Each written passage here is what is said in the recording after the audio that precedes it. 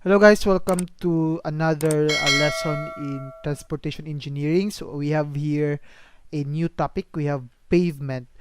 So in this lesson, we will know how to design pavement, or we will know how to compute the required thickness of a pavement. So this is a top view of a highway. So we have this is a transverse joint, and this one is our longitudinal joint. Now we have in our transverse joint, we have here a steel bar or a deformed bar. So this is what we called dowel. Okay, and for our longitudinal joint, we have here what we call the tie bar. This is a tie bar. Now the purpose of this dowel and tie bar, no, to prevent settlement in our pavement, no, then that would transfer the load from pavement to another pavement. Okay, so imagine if wala tayong dowel or tie bar, so pwede ang one lane, pwede siyang mag-settle down, pwede siyang bumaba, or it would cause cracking din sa edge dito. Okay, so that's the reason why we need to have a tie bar or a dowel. So in order to determine the thickness of our highway, we just need to follow this formula. Now we have two types of pavement. We have pavement without dowels or tie bar, and pavement with dowels or tie bars. Now if we do not have dowels or tie bars in our pavement, so we follow this formula. We have T, that's the thickness, is equal to the square root of 3W. W here, that is the wheel load, over F. F here, that is the allowable flexural stress of concrete. Okay? Now, if we have a dowels or tie bars in our pavement, so we have two formula here. So, we assume first that the cracking is on the edge or the corner in our shoulder edge. So, the formula for cracking in the shoulder edge, we have thickness is equal to square root of 3W over 2F. So basically, the difference is that we have denominator 2 here. For the middle corner, so at this point, so we assume that the critical point or the moment occurs on the middle corner.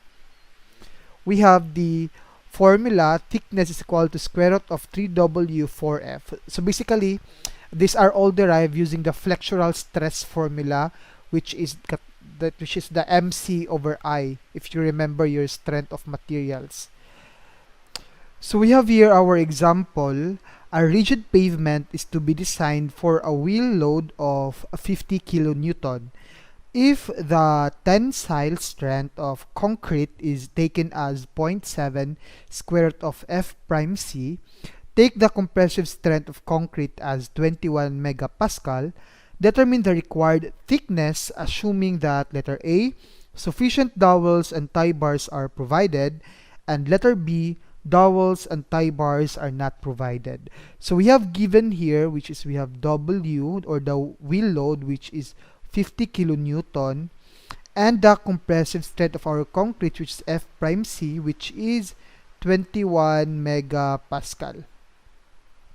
Okay, now to compute for our F, we have given here 0.7 square root of F prime C, and this is 0.7 square root of F prime C here is 21 megapascal. So we have F 3.208 megapascal. So this is the tensile strength of our concrete.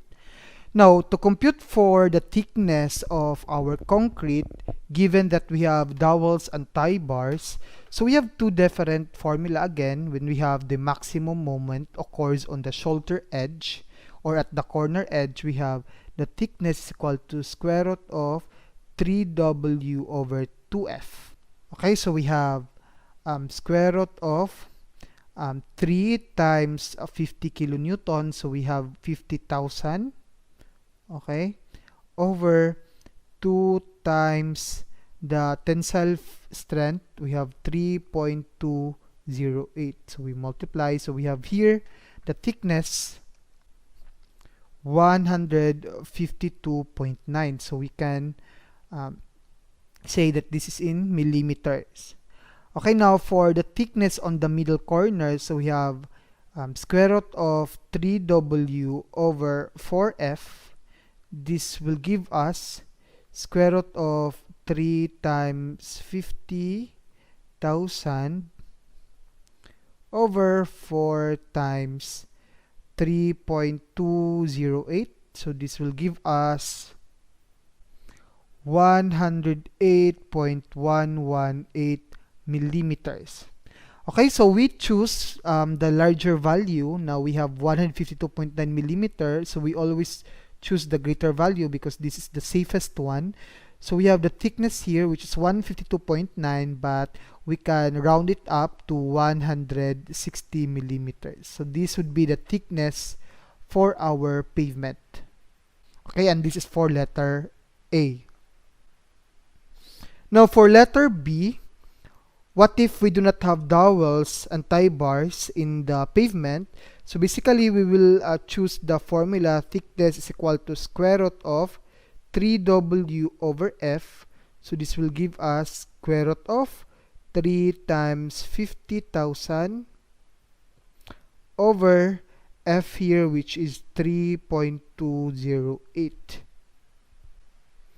So we have here 216.2 millimeters, or we can say that this is 220 millimeters.